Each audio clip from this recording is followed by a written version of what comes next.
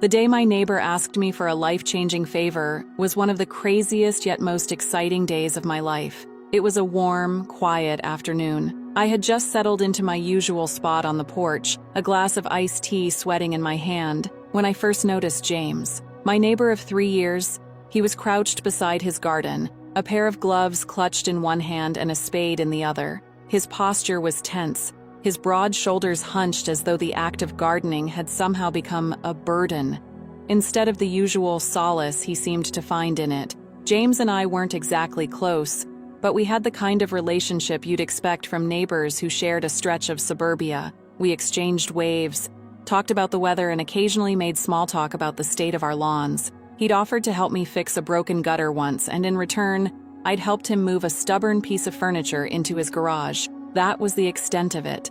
Until now. He stood abruptly, brushing dirt off his hands as his gaze drifted toward my house. For a moment, he hesitated, his dark eyes narrowing slightly as though deciding whether or not to approach. Then, with a deep breath, he began making his way across the lawn, each step slow and deliberate. "Hey, Emily," he called out, his voice carrying easily over the late afternoon stillness. "Got a minute?" I set my glass down on the small table beside me, already sensing that this wasn't going to be another casual chat about the neighborhood. "Sure," I replied, gesturing to the empty chair next to me. "What's up?" James climbed the steps and sat down heavily, his elbows resting on his knees as he stared out at the street.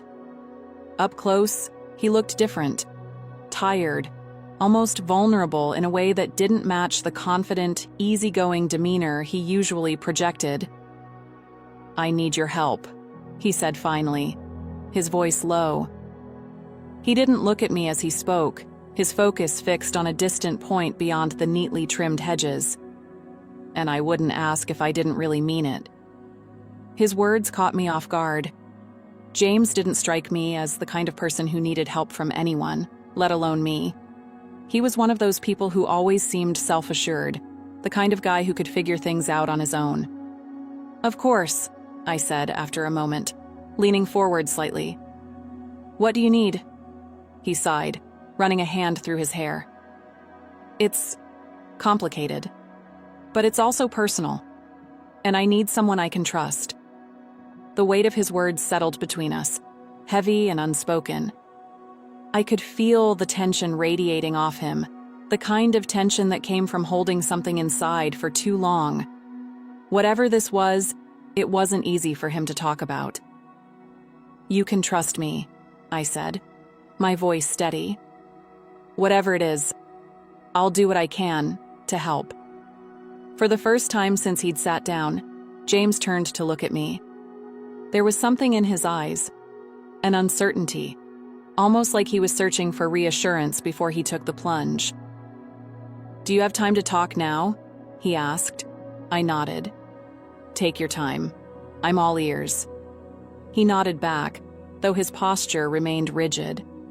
For a while, he didn't speak, his jaw working as though he was trying to find the right words. The silence stretched, but I didn't push him. Sometimes people needed space to figure out what they wanted to say, and I was willing to wait. Finally, he leaned back in his chair, his hands resting on the armrests as he exhaled deeply. "Okay," he said almost to himself. "Let me just start from the beginning." James began talking, his voice measured at first, like he was testing the waters. He spoke about his job, how it had been demanding lately, with long hours and the kind of stress that crept into his personal life. He talked about his sister, Laura, and her 2 kids, who'd been struggling since her divorce last year. And then, finally, he got to the heart of it. "I've been trying to help her as much as I can," he said, his voice quieter now. "But it's hard. She doesn't want to accept help from me, at least not the way she probably needs to. And I'm worried about the boys. They're at an age where this kind of stuff really sticks with you, you know?" I nodded, understanding where he was coming from. "It's tough," I said. "Kids are resilient, but they still need stability." "That's exactly it," James said, his tone growing more animated. "And I think they could use someone steady. Someone who knows how to navigate tough situations." He paused, glancing at me as though gauging my reaction. "I was wondering if you'd be willing to talk to her," he said. "You've always struck me as someone who's good at understanding people, at listening without judgment. I think she could really use that right now." The request caught me off guard. I'd expected something practical, like borrowing a tool or helping him with a project. Not this. But as I thought about it, I realized how much it meant that James would ask me for something so personal. And the craziest part was that this wasn't his last request. "I'd be happy to," I said, my voice firm. "If you think it'll help, I'll do whatever I can." Relief flashed across James's face, softening the tension that had been etched into his features. "Thank you," he said, his voice thick with gratitude. "I can't tell you how much this means to me." He smiled then, a small, genuine smile that seemed to lighten the air around us. "You're a good neighbor, Emily," he said. "Better than I deserve." "Hey, we're all just doing our best," I said with a shrug. "And you've always been there for me when I needed it." James chuckled softly, the sound carrying a hint of warmth that hadn't been there before. "Well, I guess that makes us even."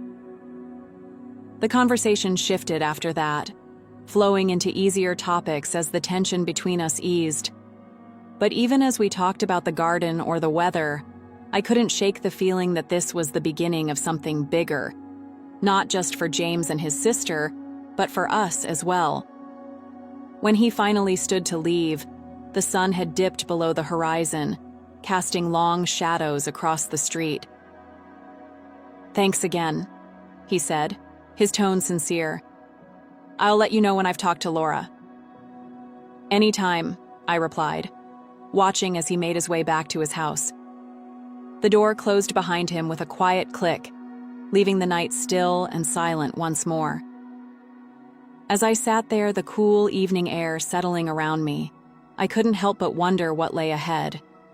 James's favor might have seemed small on the surface, but something told me it was just the beginning of a much larger story, one I was about to step into, whether I was ready for it or not. But the story definitely didn't end there. It had only started. Because the next morning, I woke up with James's request still lingering in my mind. It wasn't just the weight of what he'd asked. It was the way he'd asked it, the vulnerability in his voice that made it impossible to say no. As I went about my day, I couldn't help but replay our conversation in my head, trying to piece together what had led him to reach out to me. By mid-afternoon, I decided to take a break from my usual routine and head outside. The weather was perfect, warm, with a light breeze that carried the faint scent of blooming flowers. I found myself on the porch again, my usual spot, sipping on a glass of lemonade as I watched the world pass by. The quiet hum of the neighborhood was comforting, but my thoughts kept drifting back to James and his sister. I hadn't heard from him yet, but I figured he was probably working up the nerve to talk to Laura. It couldn't have been easy for him, asking for help, let alone explaining to his sister that he thought she needed it. Still, I hoped he'd follow through. The idea of meeting her, of possibly making a difference in her life, felt oddly significant. Just as I was lost in thought, the sound of footsteps on the sidewalk pulled me back to the present. I glanced up to see James approaching, his expression unreadable but his pace purposeful. He raised a hand in greeting, and I gestured for him to come up onto the porch. "Hey," he said, his voice carrying a mix of hesitation and resolve. "Got a minute?" "Always," I replied, setting my glass down. "What's going on?" He took a seat beside me, leaning forward with his elbows on his knees. "I talked to Laura," he said after a moment, his tone cautious. "She wasn't thrilled at first, but I think she's open to the idea. She said she'd meet with you." "That's great," I said, genuinely relieved. When does she want to do it? She's free tomorrow afternoon, he said. Would that work for you? I nodded. Absolutely. Just tell me where and when. James offered a small smile, though his posture remained tense. Thanks, Emily. Really. I don't know how to repay you for this. You don't need to, I said, brushing off his concern. I'm happy to help. He nodded, but I could see the weight of the situation still pressing on him. I'll text you the details, he said, standing up. I should probably get going, but thanks again. As he walked back to his house, I couldn't help but feel a sense of anticipation building inside me. Tomorrow, I'd meet Laura, and hopefully, I'd be able to help her in some small way. But more than that, I felt a deepening connection to James, one that went beyond neighborly kindness. Then, the next day arrived quickly, and I found myself standing outside a small coffee shop, scanning the crowd for Laura. James had described her as petite, with dark hair and a kind smile, and it didn't take long for me to spot her. She was sitting at a corner table by the window, her hands wrapped around a cup of coffee as she stared out at the street. Laura? I asked as I approached, offering a tentative smile. She looked up, her expression guarded but polite. You must be Emily, she said, standing to shake my hand. James has told me a lot about you. Hopefully, all good things, I said lightly, taking a seat across from her. She smiled faintly, though her eyes remained cautious. Mostly. There was a brief, awkward silence as we both tried to figure out how to start. Finally, I decided to take the plunge. James mentioned you've been going through a tough time, I said, gently. I just want you to know I'm here to listen, no judgment. Laura's shoulders relaxed slightly, and she let out a small sigh. I appreciate that, she said. It's been a lot. The divorce, trying to keep things stable for the boys, figuring out what comes next. Sometimes it feels like it's too much. I nodded, letting her words sink in before responding. It sounds like you've been carrying a lot on your own, I said. But you don't have to. It's okay to lean on people, even if it's just for a little while. Her eyes softened, and I could see the walls she'd built around herself starting to come down. James means well, she said after a moment. But sometimes, he doesn't know how to help without making it feel like I'm failing. I get that, I said. He cares about you, but he doesn't always know the right way to show it. That's where I come in, I guess. To remind you that accepting help doesn't mean you're weak. It just means you're human. For the next hour, we talked. Laura opened up about her struggles, her fears, and her hopes for the future. She spoke about her boys, how they were adjusting, what they needed, and how hard it was to feel like she was enough for them. I listened, offering encouragement where I could, but mostly just letting her speak. By the time we finished, she looked lighter, as though a weight had been lifted from her shoulders. Thank you, she said, her voice sincere. I didn't realize how much I needed this. Anytime, I said. Really, you're not alone in this, Laura. She smiled, and for the first time, it reached her eyes. I'll try to remember that.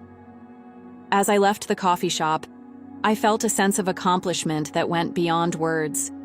Helping Laura had been more fulfilling than I'd expected, and it made me realize just how much I valued the connections I was building, with her and with James. I was curious what James's reaction would be to the fact that I had fulfilled his request.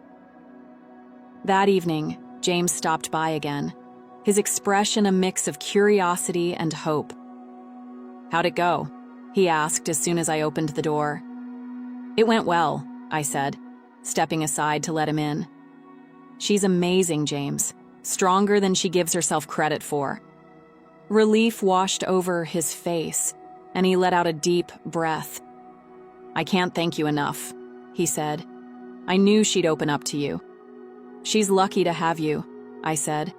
"And so am I." James looked at me then, his gaze lingering in a way that made my chest tighten. There was something unspoken between us, something that had been building since the moment he'd knocked on my door that first afternoon. And as the silence stretched, I realized I didn't want to ignore it any longer.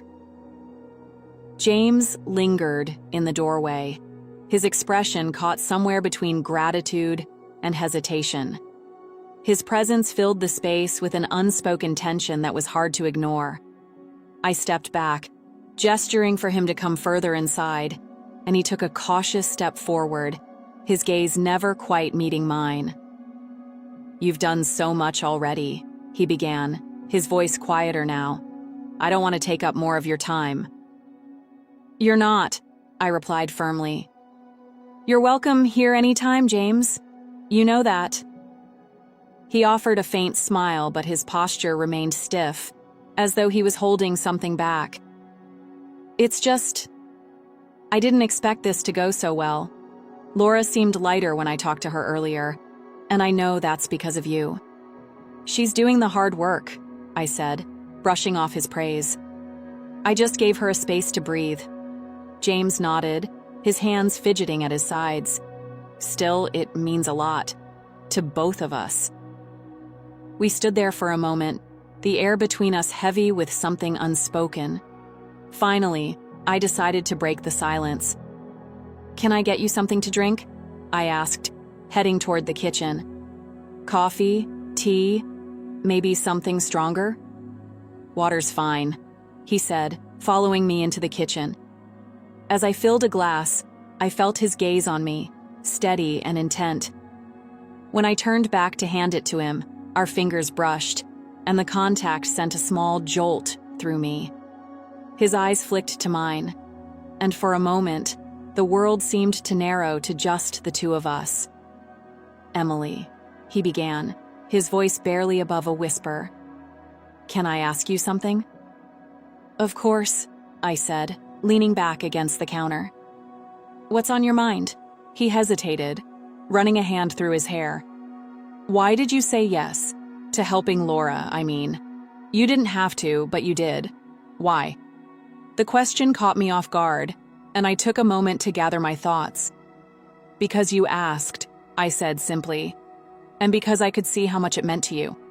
Helping her and you felt like the right thing to do." James studied me for a long moment, his expression unreadable. "You're a good woman, Emily," he said finally. "Better than I think you realize." I felt my cheeks warm under his gaze, and I looked away, focusing on the glass in his hand. "I just try to do what I can," I said, my voice softer now. "You do more than that," he said, stepping closer. "You make people feel seen, heard. That's rare." I looked up at him then, meeting his gaze head-on. There was something in his eyes, a mixture of vulnerability and intensity, that made my chest tighten. I wasn't sure what to say, so I stayed silent, letting the moment stretch between us. Finally, James broke the tension with a small laugh, stepping back and shaking his head. "Sorry," he said, his tone lighter now. "I didn't mean to get all serious on you." "It's okay," I said, smiling to ease his embarrassment. "Sometimes, serious is good." He nodded, finishing his water and setting the glass down on the counter. "I should probably get going," he said, though his reluctance was clear. "Thanks again, Emily. For everything." "Anytime," I said, walking him to the door. "You know where to find me." James nodded with a smile. "Oh, yes, I know, and I will," he said. As he left, I couldn't shake the feeling that something had shifted between us. His words, his gaze, the way he'd lingered, it all felt loaded with a meaning I couldn't quite name. And as I closed the door behind him, I realized I didn't want to ignore it any longer. Something crazy was going to happen. The next few days passed in a blur, But James was never far from my thoughts. I found myself replaying our conversations, analyzing every glance, every word, searching for clues to what he might be feeling. It was maddening, but it was also exhilarating.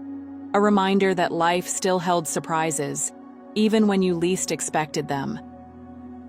It wasn't long before James showed up again, this time in the early evening.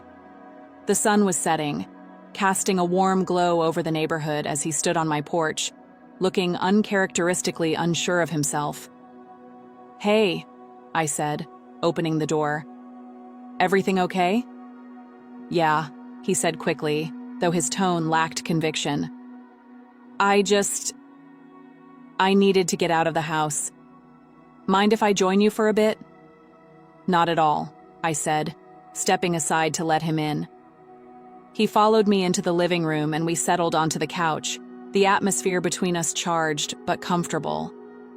For a while, we talked about nothing in particular, the weather, work, the latest neighborhood gossip. But there was an undercurrent to the conversation, a tension that neither of us seemed willing to address.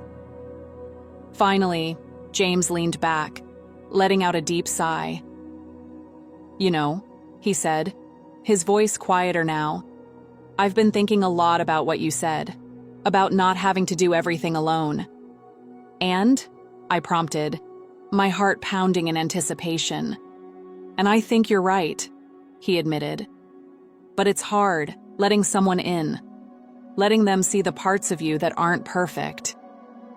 "James," I said gently, turning to face him, "you don't have to be perfect.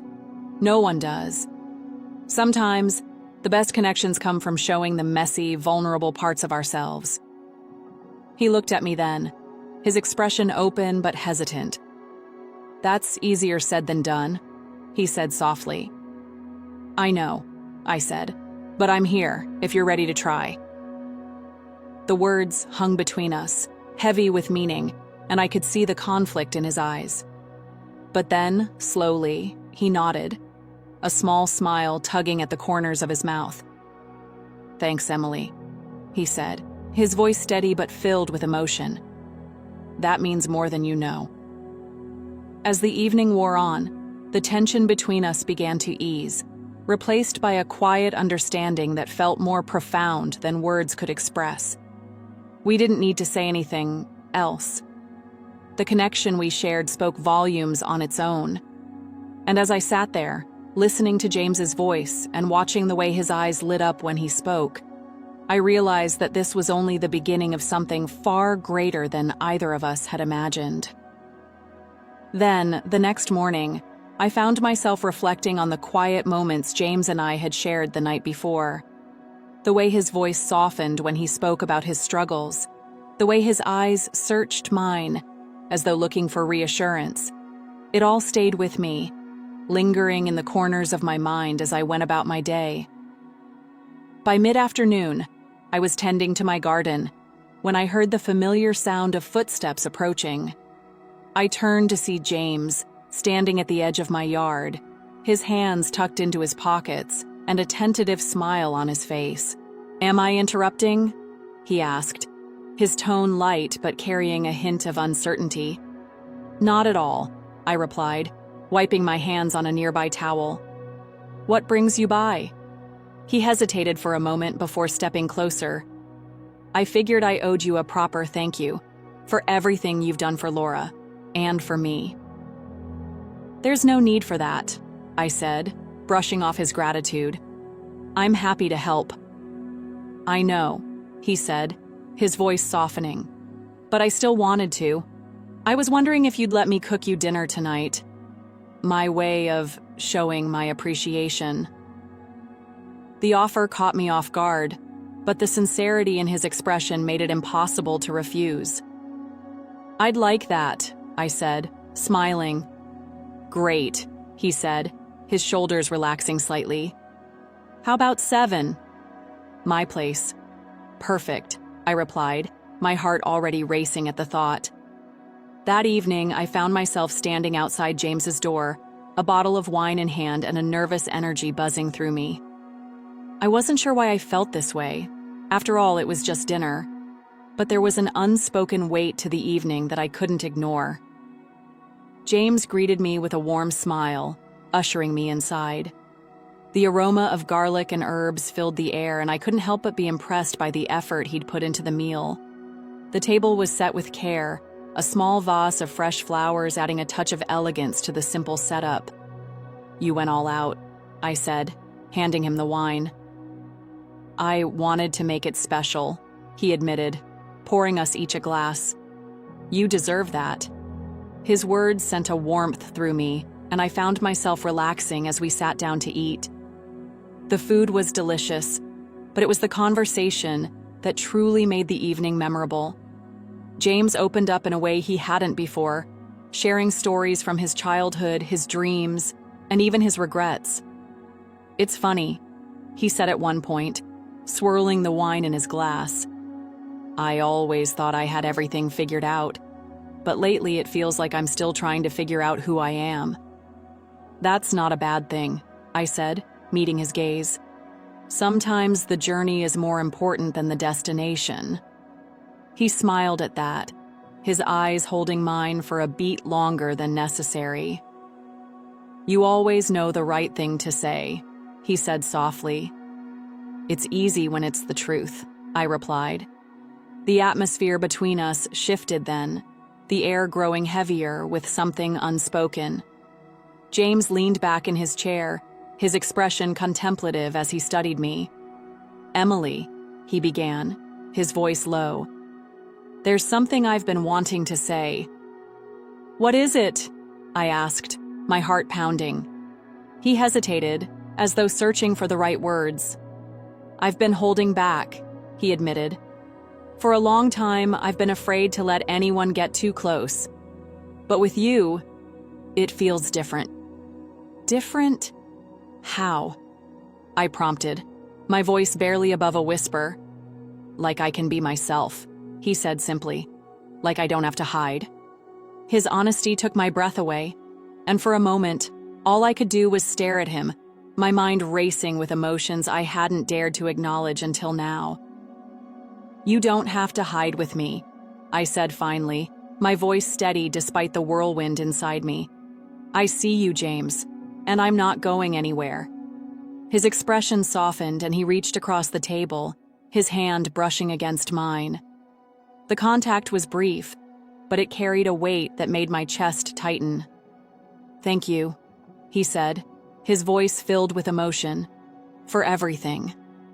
After dinner, we moved to the couch, our conversation flowing as easily as ever.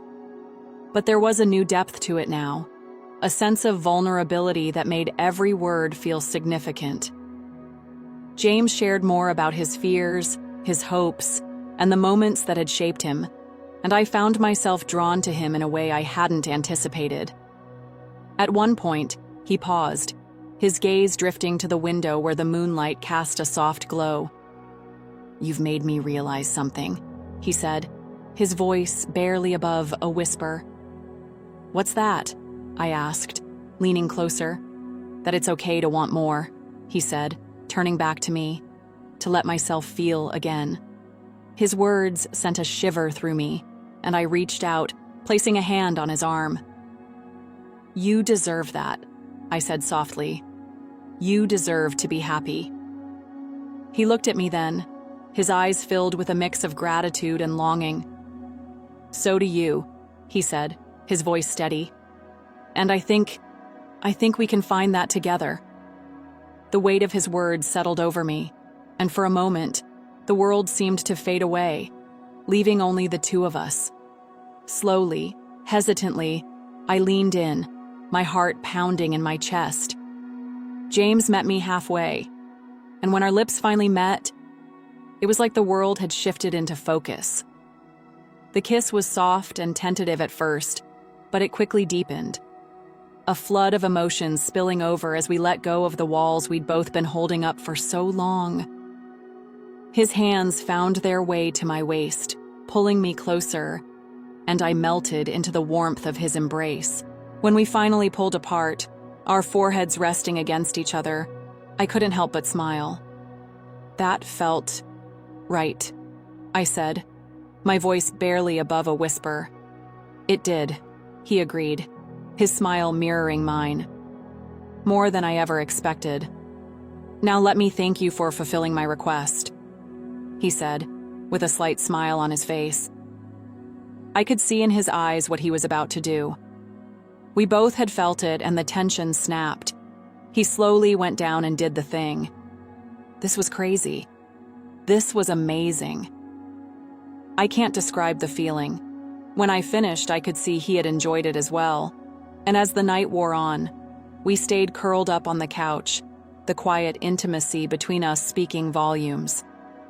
For the first time in a long time, I felt a sense of peace.